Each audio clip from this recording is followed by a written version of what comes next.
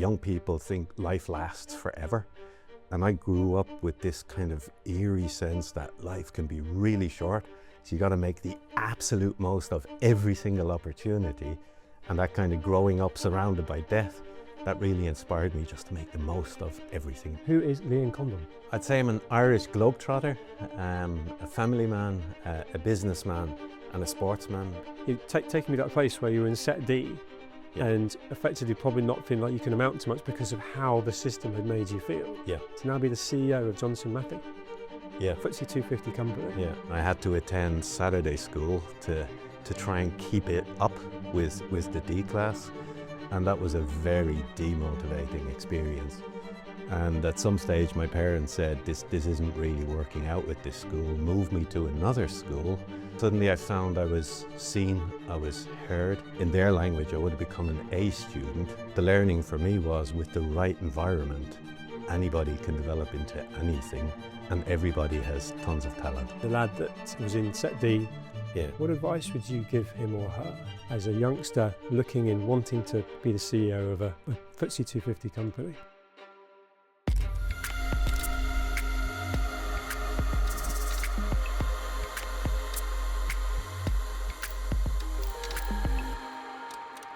Welcome. Thank you, John, great to be here. I'm looking forward to this conversation. Who is Liam Condon? I'd say I'm an Irish globetrotter, a family man, a businessman and a sportsman, in that kind of priority and that really? sequence. And I think as I was growing up, there was two episodes in my life that really shaped my thinking and kind of contributed to what I've become today. One of them was at school, a very early stage experience. In those days, in our school in Dublin in Ireland, you were graded according to your ability. So all the A students were in the A class, and B and C and D, and I was in the D class, and I was the bottom of the D class. And I had to attend Saturday school to try and keep it up with the D class. And that was a very demotivating experience. And at some stage my parents said, this isn't really working out with this school, move me to another school with much less kids, probably better quality teachers. And suddenly I found I was seen, I was heard. And from that day on, I just flourished. And in their language, I would have become an A student.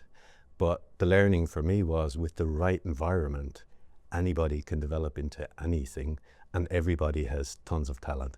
And that stuck with me for life. So I've always been on a kind of a mission to try and help create the right environment so that people can develop their potential. That was one thing that really stuck with me, so it really shaped me, and about who I am. And the other one is my father was the grand name was a monumental sculptor. Basically carves tombstones, so third generation tombstone carver. And this was a family business, and I helped out all the time with that business as a kid. So he spent summers kind of always out in the cemetery, cleaning up the tombstones and carrying out tombstones and repairing broken ones. And when you grow up kind of on a cemetery, you're surrounded by death all the time. I think as young people think life lasts forever. And I grew up with this kind of eerie sense that life can be really short. So you got to make the absolute most of every single opportunity. And that kind of growing up surrounded by death, that really inspired me just to make the most of everything. They're the two things that I'd say shaped how I kind of what I became. I'm going to enjoy this conversation. It's fascinating because people could be listening thinking, you grew up around death, how morbid, how depressing. But you lit up because you reframe it and go, well, actually, you embrace the fact that we all die. Yes. So actually then, you know, life's for living. And so you've had that attitude from really young. Yeah. And I mean, you go around a cemetery, and also we'd say customers coming in, families buying tombstones at the time. Sometimes they're 95. Sometimes it's a 2-year-old kid, and it's just, you see the span, and you just realize you do not know how long you're going to be on this earth. So you better make, and my father instilled that in me as well, make the most of every opportunity you have, because life can be very short. And as a kid, as I say, most people think life lasts forever. You got lots of time. I always felt time is short. You got to make the most of it. Don't take anything for granted, right? Yeah. So that kid that was in set D, but then, it's really inspiring to hear that you changed your environment, and then you ultimately were able to flourish. Yeah. Talk to me about then that career, the trajectory, if you like, the decision making you made to go into the corporate world. Yeah. So having grown up in a family-owned business, I always had a penchant for business. So I mean, I helped out with my father's business from a young age, and found that fascinating. So I always loved business, and I always knew I'd go into business. My father advised me at the time, it was very good advice. Everything him and his 9 brothers did, it was all manual labor, and he could see that technology, particularly laser technology, was going to revolutionize how tombstones are made, and that wouldn't be the future for me. That business that he owned was not going to be the future. So it was difficult for him, but he said, like, I'd really love you to be the 4th generation, but there's no point. You got to go to university, you got to learn some new skills, and then do what you want with your life. And for me, it was clear I'm going to study business. I studied business, was always interested in languages. Growing up in Ireland, I was convinced if you want to do business, Ireland's a bit small, and it'd probably be helpful to learn a couple of other languages so you'd have a bigger opportunity. I got a scholarship to go to Germany, in Berlin, when the wall was still there in Berlin. And I liked that experience so much that I ultimately applied to the only company, multinational company that was based in Berlin, which was a company called Schering, pharmaceutical company. And the reason there was no other multinationals in Berlin was because of the wall. Everyone was afraid that the Russians might come in at some stage and expropriate all the assets. So there was only one multinational who said, we'll take that risk. And so for me, it was an easy choice. I wanted to go back to Berlin. I wanted to work there, but there was only one multinational, so I applied to them, and they took me. That was the heavy thinking that went into my career, the start of my career. So a bit of serendipity. And I played to you. And I want to fast forward to the current role now, because I'm still taking me to that place where you're in set D, and effectively probably not feeling like you can amount to much because of how the system had made you feel. Yeah. To now be the CEO of Johnson Matthey. Yeah. FTSE 250 company. Yeah. But that's not where the young kid was feeling like a go. Yeah. So the decision making, the awareness, that drive that you clearly got from this pressure you put on time. Yeah. Has evolved into someone basically that had the ambition as well as the credentials. Yeah. To do this role. Yeah. And I'd say, I mean, I didn't start out in life saying I wanted to be a CEO. It was actually never the plan. When I joined that company, Schering, originally, I thought I'll do it for a couple of years, get a good training, and then I'll start my own company, because it's coming from this family business type mentality, entrepreneurial. So I want to run my own business.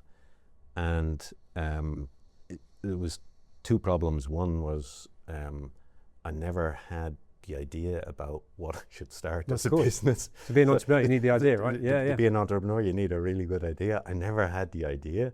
And the other problem or opportunity was the companies where I was, they kept promoting me. So it was kind of interesting to stay. So you're a victim of your own success. And I just developed then in the corporate world. And as I say, I never had the ambition to be a CEO, but I did always want to run my own business. And now, ironically, I'd say kind of run my own business on behalf of the shareholders. So that's where we landed. That's inspiring, because there's a number of people that aspire to be an entrepreneur, but they can't think of the idea that you can actually get the satisfaction and the lifestyle, the money that can come with that, if you like, and the fulfillment through being a natural leader. Yeah. But within the corporate environment. Yeah. Yeah, it's good to hear. And I mean, it's I think in the corporate environment, a company like Johnson Matthey, you've got thousands and thousands of employees. That's an awful lot of people where you can help them develop, grow. So your impact is, in the corporate world, if you play it right, your impact can be incredibly positive. Equally, can be, if you're a poor leader, it can be pretty negative. So go back to the beginning and the roots. I've always seen it as my job then in that corporate world to shape an environment where people can develop, because if people are growing in the company, business is going to be growing. That's just a fundamental belief that I have. And I got to help make sure our people are growing so they can grow our business. People at the heart of it. Yeah. And you're running people? Core. Everything is people. Say at the end of the day, if you're CEO of a company, you're one person with 10,000 employees maybe. In a former job, I had 50,000 employees. That's a lot of people. You can't interact with all those people. It's maybe 100, 150 that you can really influence, but you can set the system, you can set the standards within that corporate world and create that environment that you're just constantly nourishing talent and allowing people to develop and to grow up in that environment and to become the next generation leaders. And that, again, I think if you do that successfully, the business is going to be looking after itself, because if you've got great people and you've given them the right parameters, the right steering, good things will happen in the company. It's brilliant. We were connected by Steve Tappin. Yeah. And his whole thing's around self-awareness and, of course, leadership. Yeah. And you that self-awareness there and that selflessness as a leader, as a CEO of a company the size, it's so clear that you are someone that nurtures and mentors. And although you would have had that from your upbringing with your father, it feels like that's something you carry through right now and will continue, always learning how to be the best leader you can. Yeah. What have you learned the most? What is the most important facets of leadership you can share? I guess, one thing that has been ingrained in me as well from an early stage, but I think it's actually very important as a leader, is humility. You've got, I think you can never take yourself too seriously or think you're above others as a leader. Hierarchically, you might be, but the moment that you start treating other people as you're better than them, you're never going to help them develop their true potential. So for me, that humility aspect is absolutely key. I think self-awareness is crucial. At the end of the day, you've got an incredible amount of demands on your time and your energy as a CEO, and you've got to be highly conscious of what gives you energy and what drains you, what takes your energy, and you've got to, as far as possible, make sure you're always moving towards those things that give you energy, because that's where you're going to be that's where you can add the most value. And the things that drain you, you find people who love that stuff and delegate it to them, and then you'll be in good shape. And then you can look after yourself. If you can keep yourself in good shape, you'll be able to be a good leader for others. So they're just some of the facets I think are important. Thank you for sharing that. And talking about looking after yourself, there's countless self-development, self-help books on success and being a leader that talk about an early morning routine, getting up at 4 a.m, running a marathon. I know fitness and sport is important to you, but I want to know almost where that fits in terms of how you prioritize the work and ultimately then the engine that's you to looking after yourself. What works for you? Yeah, I think one thing, one of the most important leadership trainings I went on once was actually about finding out your own personal purpose in life. And the hypothesis was, like, everybody knows their company purpose. Very few people know their own individual purpose because they don't do the introspective self-awareness exercise in a structured way. And I did that over 3 days with psychologists, and you start out with 10 pages of everything that's important to you and where you're good and where you're not so good. And then the essence is to boil it down into something like 3 words that are your purpose, something that resonates deeply with you. And for me, what came out was inspiring healthy growth as my personal purpose. And the inspiring piece came from that desire to help others, to nurture. And the healthy growth is because health for me personally is really important. Growth is really important. And it's at multiple levels. It's at a personal level. I want to be constantly learning. There's an element to growth there. I need to be physically fit to also be able to be mentally fit. There's a family aspect to that, encouraging healthy growth for the family. There's a company aspect. I want my company to have sustainable growth. And there's a societal aspect. What are you doing to encourage healthy growth in society? So all of that is kind of embedded in what I say is my personal purpose. And with that, health and looking after yourself is for me fundamental. I'm not able to have like a military routine that I'd say I get up at 4 every morning, for the simple reason my schedule is pretty diverse, put it lightly. Some late nights, some dinners and things. So if it's a late night, it's unlikely I'm going to get up at 4 in the morning, because I need to make sure I'm getting enough rest. If I'm not getting enough rest, I'm not going to be productive. So I'll get up then at a normal time on that morning, and then I'll go for my run or my sports that evening instead. But it's a religious point for me that I got to make time, A, to do some kind of sports, whether it's running or gym, and B, that I'm getting enough sleep, because I think that's the real killer. If you're not getting enough sleep, you can't stay on top of a job like a CEO. No, I get that. And that pressure that goes with being the CEO. Yeah. How did you deal with that? Well, that's where actually running is, I'd say, why it's so important for me. I've been a runner almost all my life. I'm a passionate marathon runner, ultra marathon runner. Kind of the longer the distance, the better. I'm not super fast on short distances, but I don't slow down. So the longer the race, the higher the probability that I can actually win it. So, and I still compete at a kind of an age group category at a national level. So it's really important that overall ability. So that's your release. That's my release. Because there is pressure that goes with the CEO role, right? And when I if I come out of, let's say, a 2-day board meeting, like just recently, I've got a ton of stuff in my head. If I was to go to bed, I can't sleep. There's too much stuff. I'll go for a run, and it's all gone, and it's all been resolved, and I can sleep very peacefully. So for me, dealing with pressure is I use running as almost as a say a yoga almost. It's a coping mechanism. It's your filing system, isn't it? As you're running, you're compartmentalizing. It's the jigsaw puzzle. Yeah. And I can feel that. Yeah. Big problems become very small after a run. It's important. I think that's the key, isn't it? It's finding what works for you and making sure that then that's implemented. Mm-hmm. Yeah. I want to bring AI into the conversation, because you'll be using it personally. Mm-hmm. The business will be using it, and I've really enjoyed the fact that this part of the conversation has been really people-led. Mm-hmm. There's a lot of people worried about AI replacing their jobs, and removing a certain amount of that personal touch that you've got as a person, as a leader. Yeah. Where do you sit with that? Yeah, it's a really tough one, because I think there's no blueprint out there right now. There's a lot of learning by doing about how a human.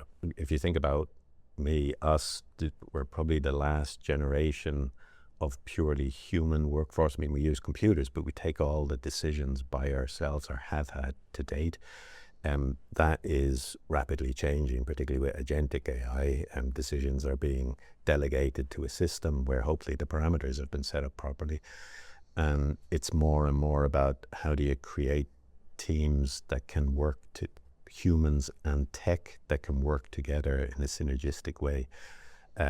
For sure, that roadmap is not very clear right now. I think you can see that the consequences at multiple levels. A lot of entry-level jobs are being eliminated, because the grunt work that typically young people get to learn a job, that's all done by AI nowadays. a lot of the lab work that we would have scientists doing can be simulated now by AI. And we got to find I think a way that humans are in the lead, but using technology then to take better decisions, increase productivity, whatever it's going to be. But if it's a system that's solely dependent on AI and companies lose the heart and soul of having humans around, there's not going to be much left. That's going to be a pretty cold world. It's a pretty scary place to imagine as well. Yeah. I mean, Johnson Matthey, it's a 200-year plus British business. Yeah. And so they've got their traditional way of doing things. Yeah. So in this last few years and right now, there's never been tech advancements quicker than they are right now. Yeah. How's that being implemented into the business? Yeah, I'd say at multiple levels. We're a big innovation company. We're a sustainable technology company, so we do a lot of research and development.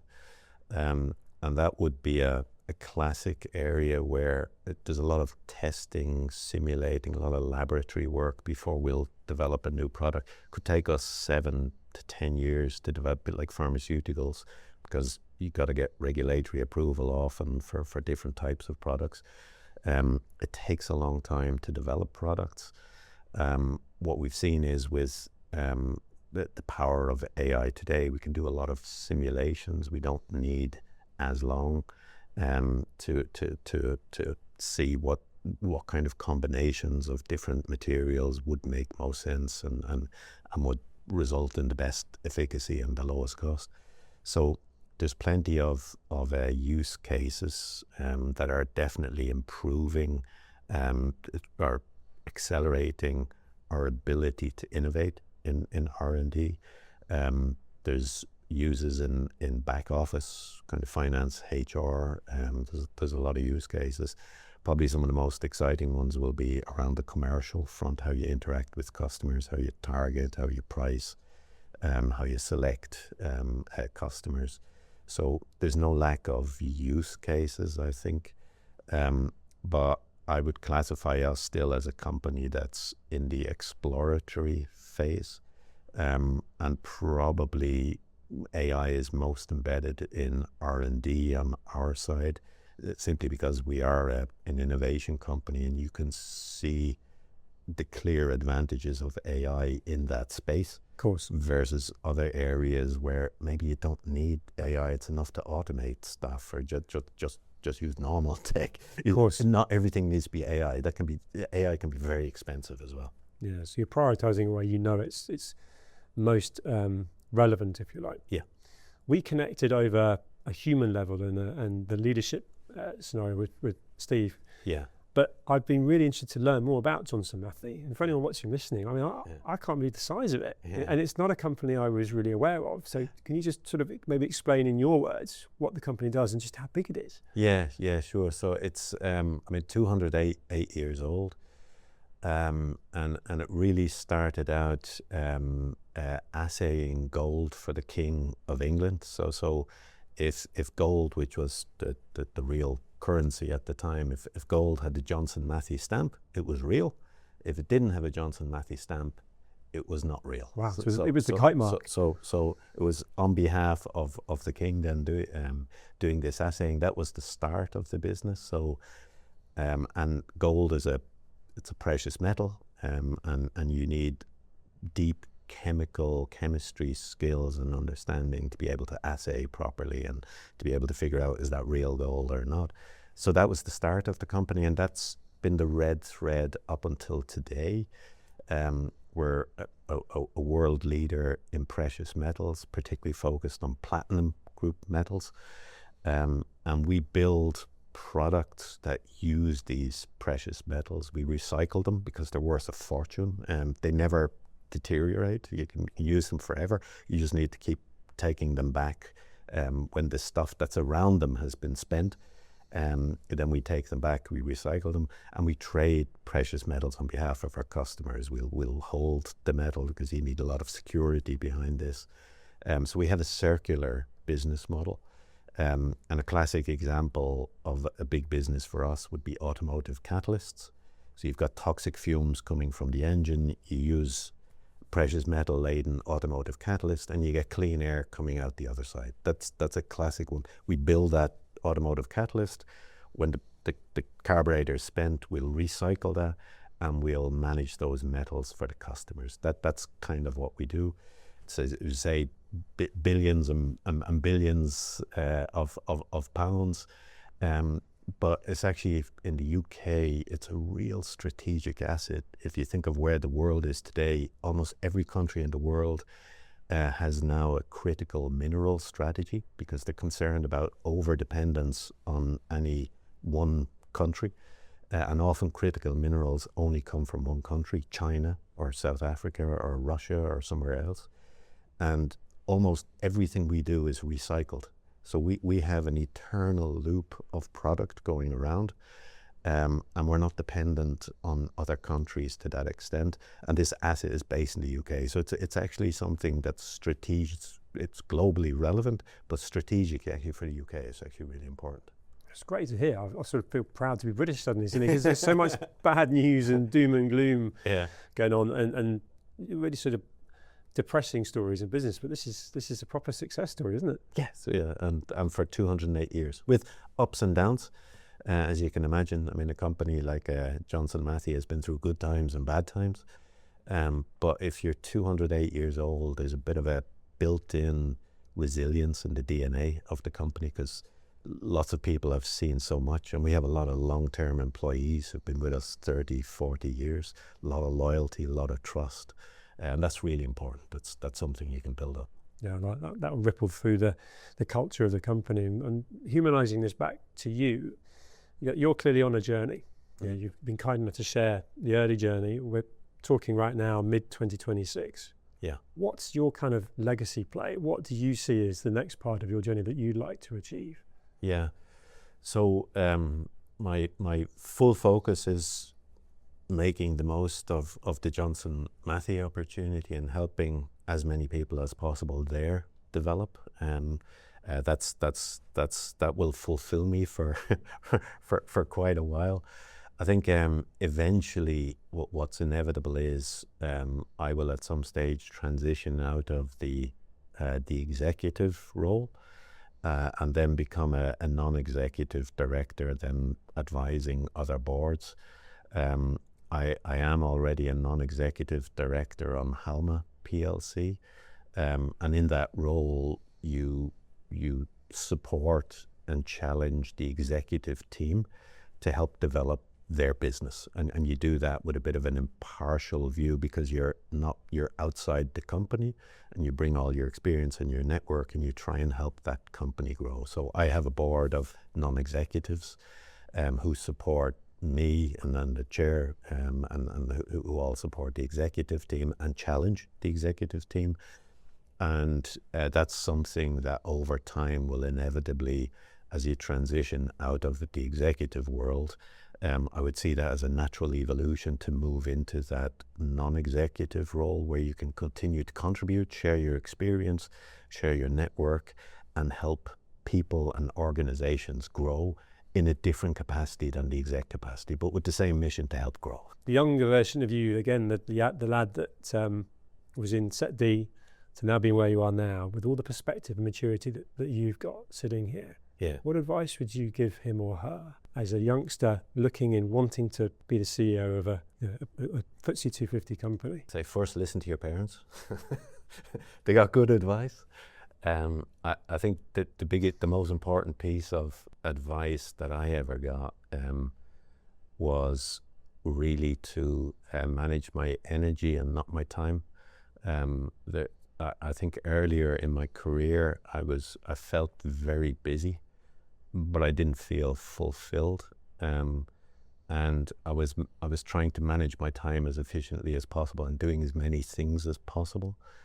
And I had a fantastic mentor who kind of coached me and said, you really got to manage your energy, and that element of figuring out what gives you energy and where you can help others, and trying to keep away or delegate to others those things that drain you, that completely freed me up. And I think the more people can let's say, think about that, think deeply about what gives you energy, what drains you, and rather manage that in your life as opposed to time and the clock, then life will be good. Everything will be wonderful. Yeah, it goes back to the kind of upbringing you had where you put that pressure of time on you because you were around death. Yeah, yeah. We've run out of time, but I look forward to this conversation and I've so enjoyed it, Liam.